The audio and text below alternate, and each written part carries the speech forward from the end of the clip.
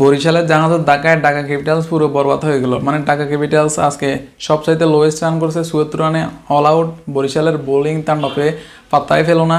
Dhaka Capitals তো বিদায় আরও আগে, অনেক আগে হয়ে গেছে। তো আজকে বরিশালের সাথে ভালো একটা ব্যাটিং পারফরমেন্স করার আশা ছিল ঢাকার ভক্তদের, দর্শকদের, সমর্থকদের। তো সেখানে এটা কী করলো ঢাকা ক্যাপিটালস? ঢাকা ক্যাপিটালস এরকম বাজে ব্যাটিং এটা কেউ আশা করে নাই। যদিও তারা প্লে অফ খেলার কোনো সুযোগ, কোনো সমীকরণ তাদের আর নাই, তারপরেও তারা মানে অনেকে চাইছিল যে ঢাকা অন্তত পক্ষে ভালো কিছু করবে, ভালো একটা ব্যাটিং করবে, কিন্তু সেটা আজকে কী করলো? এটা মানে টুর্নামেন্টের সবচাইতে লোয়েস্ট রান আজকে ঢাকা ক্যাপিটালসের, এটা তারা করে গেল। তো ঢাকা ক্যাপিটালসের তানজিদ তামিম, লিটন দাস বাজে অবস্থা, তাদের দুজনের বাজে অবস্থা। দুজন নাকি ভালো ব্যাটসম্যান, জাতীয় দলের ব্যাটসম্যান, তাদের ব্যাটে কোনো রান নাই। ওদিকে সাব্বির রহমান ইনিংস বড় করতে পারলো না, দলের হালটা ধরে রাখতে পারলো না। আর ফরচুন বরিশালের কথা কী বলবো? ফরচুন বরিশাল চ্যাম্পিয়ন দল, সবসময় চ্যাম্পিয়ন থাকে এবং কি নাম্বার ওয়ান পয়েন্ট টেবিলে থাকে সবসময় নাম্বার ওয়ানে। তো রংপুর রাইডার্স অনেক ভাব দেখাইছিল, অনেক কিছু বলছিল, তারা সব কিছু একদম উড়াই দিছে এই ফরচুন বরিশাল।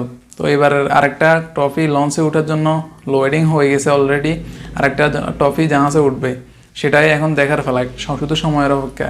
মানে এক নম্বরে পয়েন্ট টেবিলে ফরচুন বরিশাল কি খেলাটা দিল। এখন ডেভিড মালালা, তামিম ইকবালের ব্যাটিংটাই তো কেউ ভাঙতে পারে না। দুজনের ব্যাটিংয়ে সহজ একটা জয় পেয়ে গেল ফরচুন বরিশাল, অসাধারণ। তো ফরচুন বরিশাল এক নম্বরে পয়েন্ট টেবিলে এখন। ওদিকে রংপুর রাইডার্স চলে গেল 2 নম্বরে, যেই দল টানা 7 ম্যাচ 8 ম্যাচ জিতছে, সেই দল এখন টানা 3টা ম্যাচ হারছে, কোনো দলের সাথে এখন পাত্তা পাচ্ছে না। পরের ম্যাচে আমাদের এই ফরচুন বরিশালের সাথে হেরে যাবে, এটাই মনে হচ্ছে এটা। আর বরিশালের তো একটা দুইটা প্রতিশোধ রয়ে গেছে, মানে 2টা ম্যাচ যে তাদের সে হারাছিল, সেটা তো এখন শোধ নিতে হবে।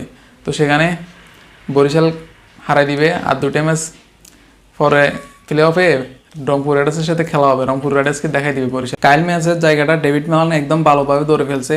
মানে ডেভিড মালানও সব দুর্দান্ত একটা ব্যাটিং করে, প্রতিটা ম্যাচে অসাধারণ ব্যাটিং করে, এবং কি ফাইম আশরাফকে নিয়ে মানে সার্থক হলো এই ফরচুন বরিশাল। প্রতিটা ম্যাচে ফাইম আশরাফ উইকেট নেয়, এই ফাইম আশরাফের বলিংয়ে তাণ্ডবে কোনো ব্যাটসম্যান টিকতে পারে না। মানে আজকেও ভালো বোলিং করছে, মানে টুর্নামেন্টের সর্বোচ্চ উইকেট হচ্ছে ফাইম আশরাফের। দারুণ একজন বোলারকে কিনে নিল ফরচুন বরিশাল। তো বরিশাল ফাইনাল খেলবে, প্লে অফে জমে ক্ষীর হয়ে যাবে। এখন বরিশাল রংপুর তো আছে, এবার তার সাথে চিটাগং কিংস আর হচ্ছে এক প্রকার প্লে অফ নিশ্চিত করেই ফেলছে, শুধুমাত্র কনফার্ম এখনও হয় নাই।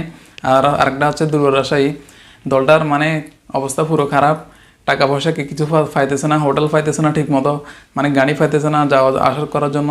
সেই দল এখন মানে প্লে অফ খেলার একটা পারফরমেন্স দেখাই দিল। প্লে অফ খেলার এখনও নিশ্চিত হয় না, কিন্তু প্লে অফ খেলার সম্ভাবনা। এই 2টা দলই খেলবে, চিটাগং আর হলো দুর্বার রাজশাহী। এই 2টা দল খেলবে রংপুর আর বরিশালের সাথে।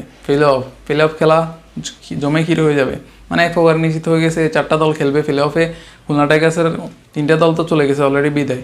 তো খুলনা টাইগার্সের কোনো সুযোগ সুবিধা এখনও বোঝা যাচ্ছে না, যদিও তারা এখনও অনেক চিন্তায় আছে প্লে অফ খেলতে পারবে কি না।